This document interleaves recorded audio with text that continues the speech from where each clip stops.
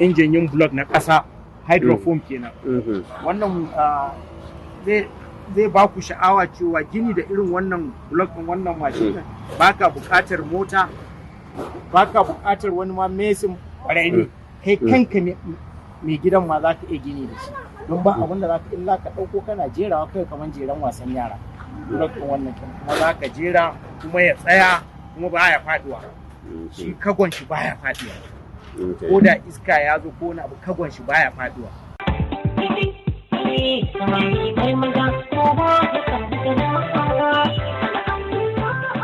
Sunana Muhammad Balteh, da ƙarshe zan iya cewa ni mutumin nan ne kuma ina aiki a Federal Polytechnic Bauchi, amma kuma a sashi na gini, wato Department of Building Technology. Abin zai ɗan ba ku mamaki, na ce sashin gini kuma gashi kun zo kun ga babu alamar gini a abin da muke yi. Yawa, to amma in muka ci gaba da hira za ku ji yadda ya kasance. Amma idan ka je defense kaman da me kake kerawa, na ga abubuwa da kuke da farko menene sunan? To sunan wannan kamfani din mun sa mishi Techno Shalangwa Nigeria Limited. Nigeria Limited is a registered company with CEC. Muna da registration namu da komai namu. Yawwa. Kenan ma gwamnati ma ta san daga mana. Gwamnati ta san daga mana, ta registration kan yana cikin database na kamfanoni da suke kasan nan. Wannan haka yake. Yawwa. Da farko kaman da me kake kerawa ne? Na ga abubuwa daban-daban. Injin baran masara, injin abubuwa da yawa ga sunan dai kala-kala. To a takaice kamfanin da shike an established company kuma yana da area of specialization, wato kwarewa za mu ce kenan a fannin kere-kere ne na injina, kuma injin kusan zan iya cewa a yanzu haka duk wani injin da muka sani dai da mutum yake bukata zai yi, idan ya zo ko da ba mu da shi a nan ko kuma ba mu yi shi ba, ka gaya mana yadda injin din yake da kuma yawa yadda kake sanya aiki, ko kuma ka zo da samfur. In ka zo da samfur ka rage muna aiki, in kuma ka zo ka ce ga yadda kake sanya yi, shi kuma wannan ka ɗan ƙara muna wani aiki ne wanda za mu je mu zauna mu yi tunani, mu yi nazari, mu bincika nan mu bincika can, mu gaya za mu iya mu fito da wannan abin da kake so. Gaskiya bawan Allah, na ga abubuwan gaskiya Allah ma bayani. Alhamdulillah. Abubuwa da yawa ana kera aiki kawai aiki. To kamar yanzu misali yadda ƙasar mu Najeriya take azurta wasu ƙasashe daban. India idan ga ana da kofi yana fi su waye da waye. Alhamdulillah, wannan abun takaici ne. Ni kaina kamar yadda na gaya maka, fannin karatun da na yi na fannin karatun injiniya ne na building na gini, wanda aka sani a baka zanen gini har ila yau kuma ina yi, domin wannan abun na karanta. Wannan sashin ya zo ne kusan kamar zan iya kiran shi baiwa, abin da ya dama ubangiji, ko ba haka ba sai kuma na ɗora da bincike da nake a kai.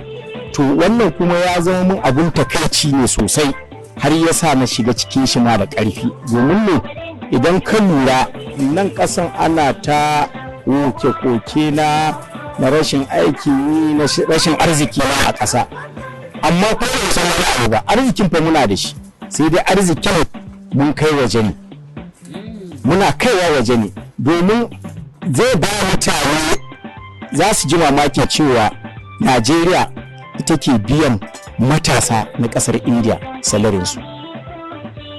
Ƙware kuwa, to ai na san abin da ya sa na faɗa maka wannan magana, domin zai kare hankalin mutum. Ai ban nemin buɗa shi sosai. Najeriya ita take biyan salari na matasan India da su China, suna nan zaune a gindin bisha ko a yi ta ihu in an zo wani hidima a yi ta ihu kan titi da wani sabuwa bari warware shi yawa don wani zai mamaki ce a ya wannan zai ce Najeriya tana biyan yawa to misali ɗaya kamar maganar da ka fara yi na wannan keke napep ɗin nan yanzu idan muka duba keke napep ɗaya ɗin nan in aka ce a tsaya a yi shi za ka samu akalla mutane sama da 10 zuwa 20 da za su zauna su yi shi sannan kuma inda aka ce ana buƙatan kamar guda 1000 sai ka yi 20 su 1000 ka kana da 2,000 kenan ko ba haka ba kana 20,000 kai ko ba haka ba in ka ɗauki ma'aikata 20,000 domin su yi maka wannan aikin ka isar da sakon da aka baka kaga ai dole za a biya su to abin da yake faruwa a nan idan za mu ɗauki wato ƙididdiga na yawan keke napep da wannan bajaj mashin ɗin nan boxer da mashin roba ɗin nan da ake in za a ɗauki ƙididdiga su na san in na ce an shigo da su a ƙasar nan guda miliyan 50 ban yi gaskiya ba don ya wuce wannan ita kanta ƙasar in an ce ta kawo adadi jimillar abubuwan da ta shigo da shi a ɗan tazaran shekara 5 ko 10 bai tsamar ƙasan za ta iya bayarwa ba to ai mu sani cewa fa ba kyauta ake yi a can ba kamfani ne ba aka kafa a China kamfani aka kafa a India kamfani aka kafa a Japan kuma ma'aikata ake ɗauka kuma sai ka biya kuɗin keke a kawo ma keke in ka biya su kuɗin keke su biya ma'aikatansu ashe kaga indirectly mu muke biyan waɗannan ma'aikatan can wurin kenan. Ai mu da mun yi tunani iya nan kasan ne kawai da iya India ne ko kuma China su ne kawai su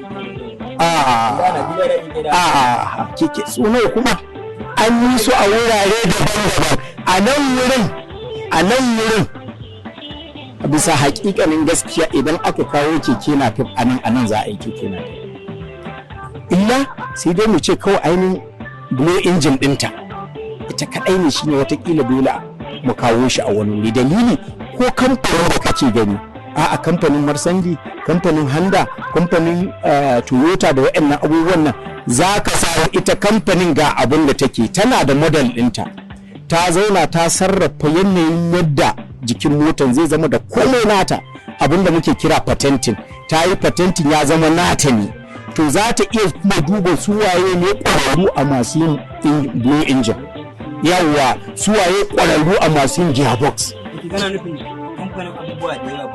ba su suke completely ba gaba ɗaya kowa kan da ko marsandi wanda aka san ta yi suna dole yawwa ai za shi ilimi wato yana da faɗi sosai yawa kuma ba ka taɓa samun mutum da aka ce ya samu duk wannan ilimin gabaki ɗaya haɗa wuri ɗaya ko da ma an samu ba zai iya bada su gabaki ɗaya lokaci ba wannan al'amari ne na ubangiji amma sai Allah ya rarraba mu kowa to amma inda za a tsaya a duba sosai a ciki sai a ga cewa duk abubuwan nan da ake yi a waje ba ma bukatunsa muna da mata Najeriya fa a yanzu a hasashe mun kai miliyan 200 yau din nan idan aka ce fartanya kawai zan kera in sai da shi naira 100 ko a Najeriya sai wannan fartanya nawa kuke jin zan samu fartanya fa kawai kuɗi ne sosai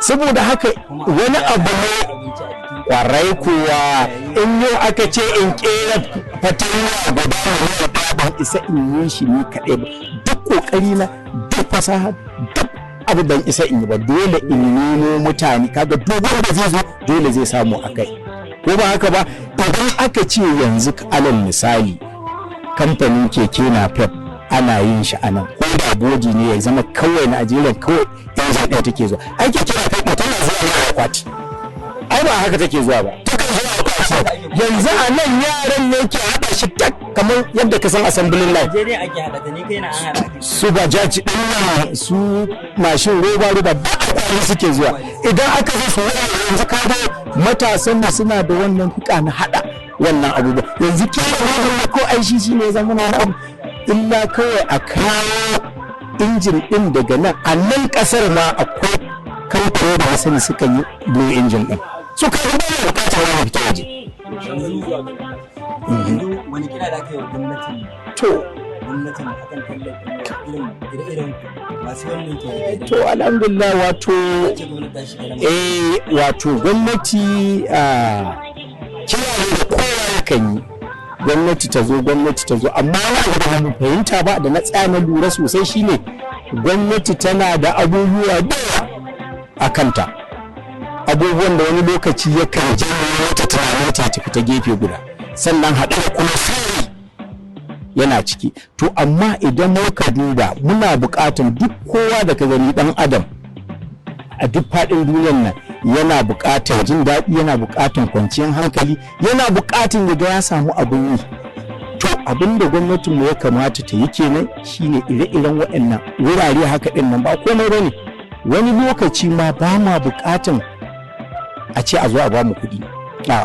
Ni an same ni aka ce me nake so, ina zan gwamnati ta bani kuɗi ne, sai ni ce a'a gwamnati ta bani kuɗi tunanina ma ba zai tafi ta inda nake son ya tafi ba, dan zan fara tunanin yanzu me zan yi wannan kuɗi kafin hankara ya lalace.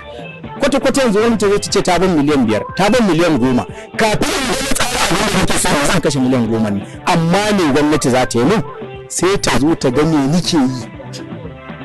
Daya alal misali yanzu kaga a nan wurin muna injin abin nan wato bugu kamar na shinkafa, na masara, waken suya, alkama, kusan duk abubuwan da ake bugu da lokacin girbi a nan mukan yi su. Nikan yi injin na block haka man ga wani a nan haka muna kan kera shi, ga wanda aka kera shi a can.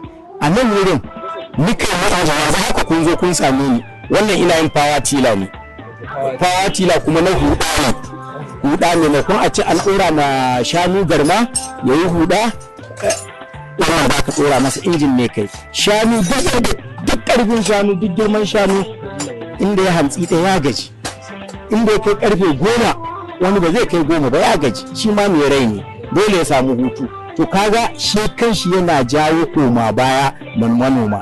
To amma yanzu a ce gwamnati ta zo ta ce to wannan kai fawa tila kamar wannan muna son, kuma muna da manoma a nan jiha kamar alal misali Bauchi muna da manoma sun kai mu ce 100,000. Yaya za a yi? Muna son kai muna wannan fawa tila din nan kamar guda 500. Ka fahimta ko? To ai a cikin mu ɗauka alal misali akan kowane fawa tila ɗaya zan samu a ce riban 20,000 na in kai 20,000 so 500 nawa na samu. Kaga kuma na samu ba tare da wani abu, kuma na yi aiki, kuma aikin guda 100 kaɗai ba, dole in nemo ma'aikata matasa kuma masu jini a jika wanda ya ɗauki wannan za mu iya aiki daga safe har in na ga dama in yi shift.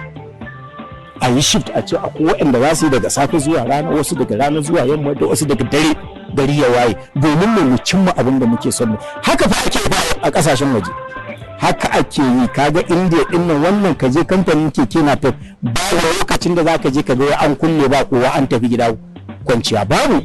Aiki ake yi awa 8 kawai suka yi.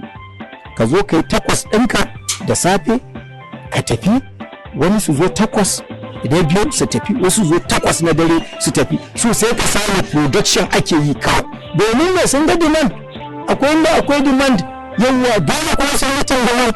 To kaga in aka yi wannan abun matasa na da ake jin za a ɗauka, aka samu irin wurare kamar wannan a ce a gari ko kuma a arewa, duk wani jihar arewa tana da ire-iren haka kamar guda 5 ko 10, sannan kowane ma'aikata 50 zuwa 100. Ai insha Allahu za mu samu sauki a rayuwa. Ba komai ya kawo wannan tashin hankali da muke gani ba wallahi illa rashin aikin yi.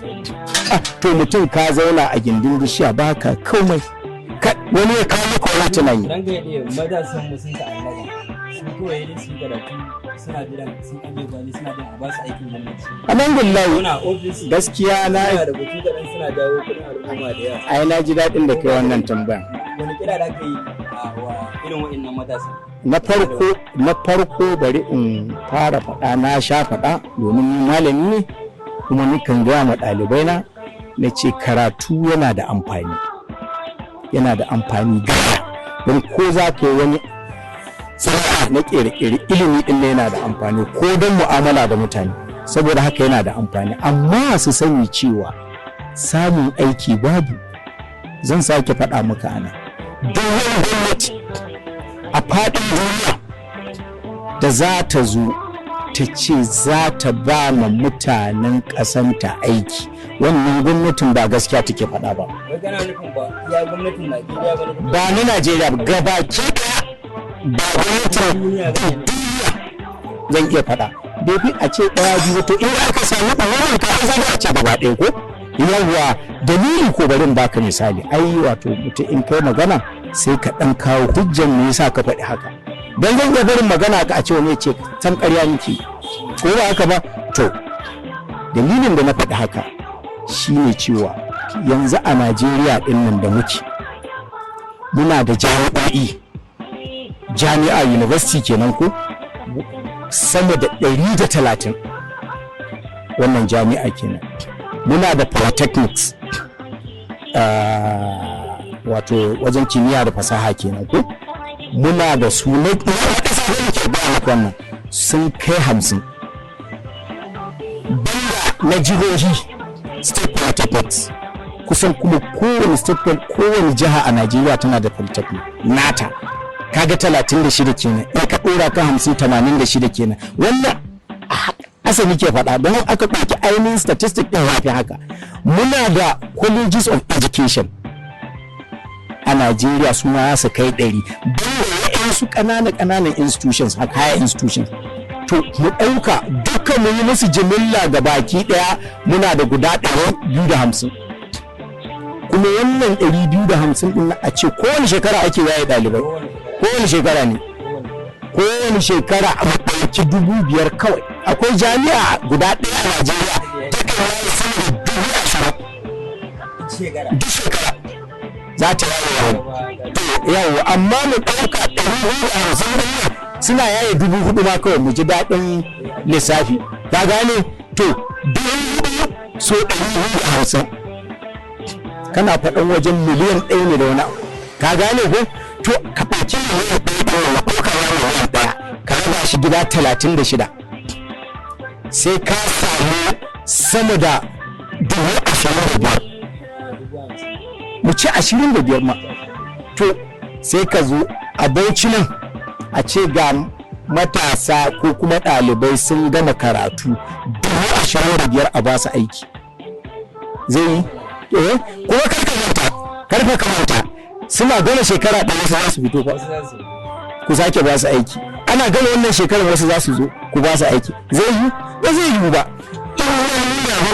Ƙasashen da suka ci gaba industrialized countries ko kuma true industrialization wato kamfani kawai, wannan industrialization shine zai iya ba kowa aikin, wato an buɗe kamfani ko za ka a lokacin ma za ka ga ana guje-guje, kowane kamfani zai je ya samu ma'aikata domin akwai demand.